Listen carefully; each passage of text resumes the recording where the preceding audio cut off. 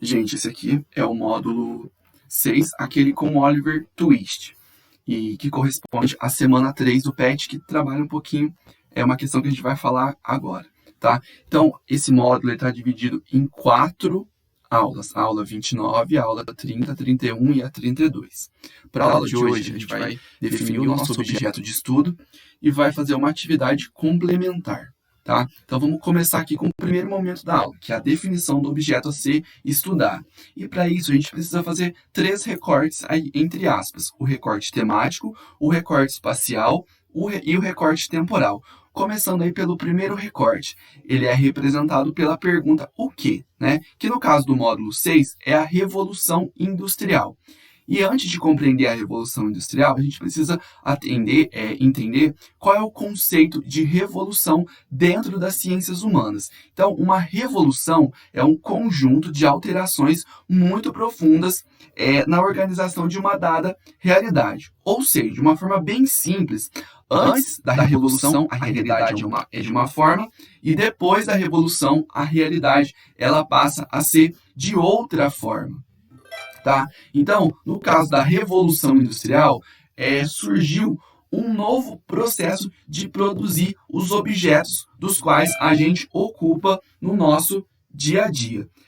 Desde a pré-história, como está aí no texto, desde a pré-história, o ser humano fabrica objetos, ferramentas, utensílios, armas, roupas, calçados. Só que com a Revolução Industrial não vai se mudar necessariamente, pelo menos não no começo, os produtos que o ser humano produzia, mas a forma de produção. E para a gente compreender um pouco melhor isso, a gente precisa entender que tem 3 formas de produção, né? Tem o artesanato, a manufatura e a indústria. Em resumo, a Revolução Industrial ela pode ser considerada uma superação, não o extermínio nem a passagem, mas a superação da forma de produção artesanal e manufatureira pela forma de produção industrial, que também é chamada de produção maquinofatureira, ok? Mas isso aí a gente vai compreender já já. O segundo recorte é representado pela pergunta onde. E no caso da primeira Revolução Industrial, ela é praticamente sinônimo de Inglaterra, porque a Inglaterra foi o primeiro lugar do mundo com operários trabalhando, com máquinas a vapor e com fábricas fábricas com chaminé soltando fumaça nos céus. Como a gente sabe, esse aqui é o mapa do continente europeu e a Inglaterra ela fica localizada nessa região aqui do continente europeu, nesse conjunto de ilhas, que como a gente já viu em aulas passadas, esse conjunto de ilha é formado por vários países e no caso da Inglaterra é essa parte aqui que está em laranja. Se a gente pegar essa parte aqui do mapa e transpor para cá, seria essa parte aqui que está em laranja. E o terceiro recorte é representado pela pergunta quando. Né? Vamos fazer algumas considerações sobre essa parte. Os historiadores eles têm muita dificuldade em marcar o fim, o começo e o fim da Revolução Industrial. Porque não é uma revolução que alguém começou e falou assim, vamos começar a fazer uma revolução. Foi uma combinação de fatores que podem ser interpretados como uma revolução. Tá? Então, um ponto de concordância é que a Revolução Industrial já era perceptível na Inglaterra na metade do século XVIII, ou seja, de 1750 para frente. As datas mais comuns para o começo da Revolução Industrial é 1760, 1780. E a data final, mais ou menos aí a metade do século XIX, 1850, quando começa a segunda Revolução Industrial. Para facilitar para vocês, eu vou arredondar as datas, tá? E a gente pode colocar aqui, a Revolução Industrial ela dura 100 anos, a primeira, da metade do século XVIII até a metade do século XIX. Até vou colocar aqui essas datas redondas, 1750 até 1850. Seria mais ou menos um período bem redondinho para a gente compreender quando acontece a Revolução Industrial. Agora, em seguida, a gente precisa entender o modo de produção artesanal, o modo de produção manufatureiro e o modo de produção industrial ou maquinofatureiro. Então, vamos observar essas imagens aqui.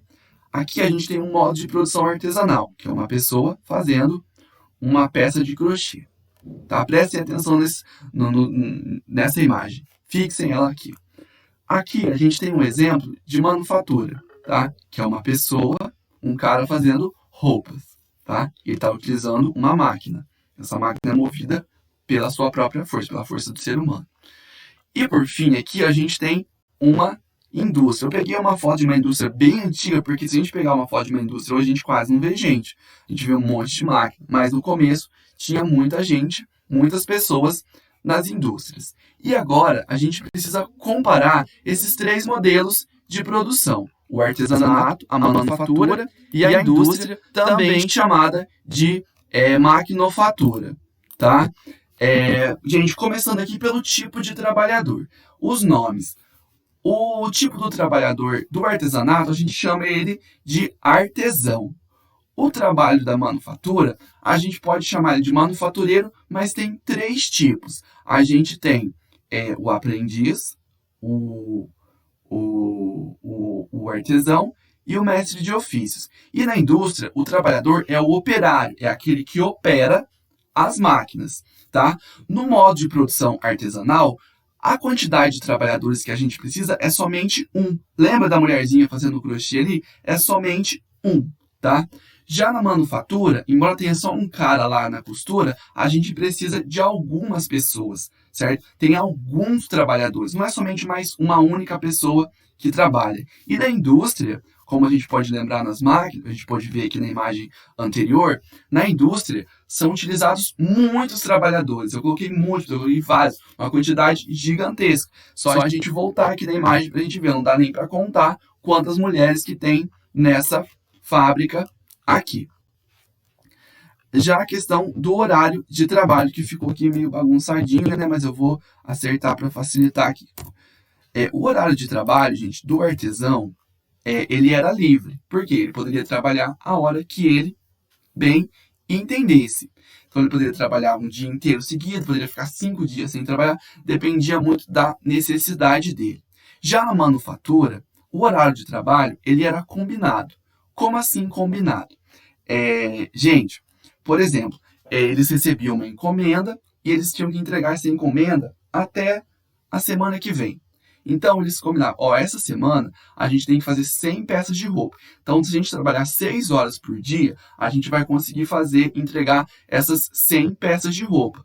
Aí, na outra semana, eles recebiam uma outra encomenda com 200 peças de roupa para entregar. O que eles tinham que fazer? Eles tinham que aumentar, eles tinham que combinar um horário maior de trabalho. Mas eu espero que vocês estejam conseguindo compreender aonde que eu estou querendo chegar. Não tinha um horário pré-fixado. A gente vai trabalhar de segunda a sexta, 8 horas por dia. A gente vai trabalhar de segunda a sexta, 17 horas por dia. Não, isso era feito a partir de cada encomenda. O horário ele era combinado a partir de cada encomenda. Então, a gente tinha que entregar uma coisa na segunda, então a gente veria quanto de trabalho que a gente combinaria, quantas horas e quantos dias a gente teria que trabalhar para conseguir. E na indústria, o horário ele é pré-determinado. Por quê? Se você sabe exatamente a hora que você tem que entrar, a hora que você tem que sair e os dias da semana que você vai trabalhar. Isso para o ano inteiro, praticamente. Todo mundo já sabe, esse dia tem trabalho, esse dia não tem, é feriado, é domingo, já está tudo pré-determinado. O horário de entrada, o horário de saída, é tudo organizado. Já em relação à divisão de tarefas, no artesanato, ela é inexistente. O que isso quer dizer? O artesão ele pega a matéria-prima e entrega o produto final. Ela pega, por exemplo, a linha e entrega o crochê feito. Por quê? Porque ela domina todas as etapas do procedimento. Então, hoje o artesanato ele perdeu muita força em relação à produção de roupa e tal, mas naquela época era uma das principais formas de você conseguir as coisas. Então, o cara que fazia sapato, ele sabia pegar a matéria-prima e entregar um sapato prontinho para a pessoa. Já na maquinofatura, essa divisão, a divisão de tarefas, ela vai ser pequena. A gente tinha 3 tipos de trabalhadores. A gente tinha o aprendiz que estava aprendendo, a gente tinha aprendendo o ofício, né, do artesanato, a gente tinha o artesão, sim, e a gente tinha o mestre de ofício, que era o chefe. Mas todos eles faziam praticamente tudo dentro daquele processo. A divisão existia, mas ela ainda era muito pequena. Já na produção industrial, gente, a divisão de tarefas ela é enorme. Cada um é responsável por uma etapa. Um é responsável por operar um determinado tipo de máquina, cada um é responsável por uma etapa. Então, as tarefas elas são divididas. Um coxa o botão, o outro aperta não sei o que, o outro joga o produto lá. Então, não tem uma... Não, o operário ele não sabe mais fazer todo o produto. Ele sabe fazer uma tarefa específica dentro daquele processo. E aí a gente tem a relação aos equipamentos. Vamos lembrar, os artesãos, geralmente, eles usam algumas ferramentas. Lembra da fotinha da mulher? O que ela está usando? Ela está usando uma agulha. O que o costureiro está usando? O alfaiate está usando? Uma máquina manual, que é movida pelo seu próprio corpo, pela própria força humana. E o que as mulheres lá na fábrica estavam utilizando? Máquinas complexas, elas estavam operando máquinas que eram movidas ali já pela eletricidade, mas no começo da Revolução Industrial vai ser movida pelo vapor. Aí, por mais uma característica, a gente tem a quantidade da produção.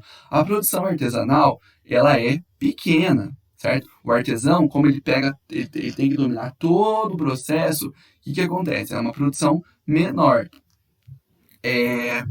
Já a produção da maquinofatura, ela já é média. Eles conseguem produzir uma quantidade muito maior, porque é mais gente trabalhando, eles já usam máquinas e tudo mais. E a produção industrial, ela é enorme, tá? Ela é gigantesca. É a produção feita em série.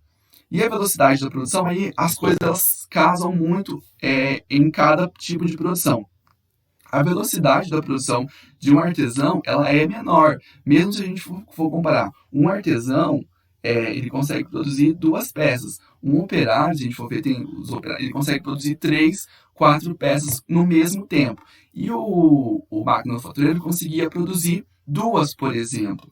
Então, isso por conta da divisão das tarefas, do uso de máquinas, tudo isso impacta na produção.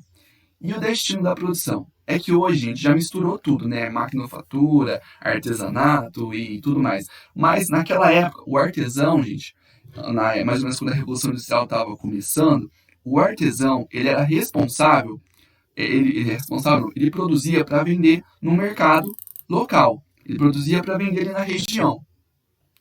Já a maquinofatura tinha uma produção nacional, quase internacional, mas eles sabiam exatamente para onde que ia. E no caso da produção industrial, o destino é indeterminado. Você produz, você nem sabe para onde é que vai, tá? Mas é basicamente isso. Então, eu espero que vocês tenham conseguido compreender os modelos de produção. Então, o que foi a Revolução Industrial? A Revolução Industrial foi o quê? Foi o surgimento desse modo de produção aqui, ó, industrial, que acabou superando o modo de produção, os 2 modos de produção que já existiam, que era o artesanato e a manufatura.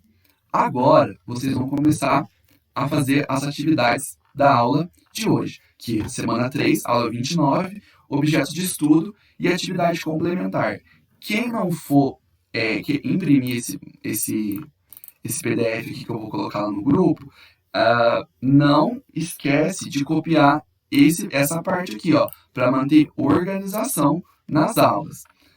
Atividade, gente, vocês vão completar esse quadro aqui que eu expliquei para vocês agora há pouco. O que a gente estudou, onde está acontecendo esse processo, quando que esse processo aconteceu, e aqui vocês vão caracterizar para mim os produtos, tá? Os produtos não, as formas de produção. O artesanato, quem é o tipo de trabalhador? Quem é o tipo de trabalhador da manufatura? Quem é o tipo de trabalhador da indústria? E vão colocando essas informações aqui. É uma, 2 palavras no máximo para completar o quadro. Qualquer dúvida, me chame lá no grupo que eu ajudo vocês com coisas que vocês não entenderam.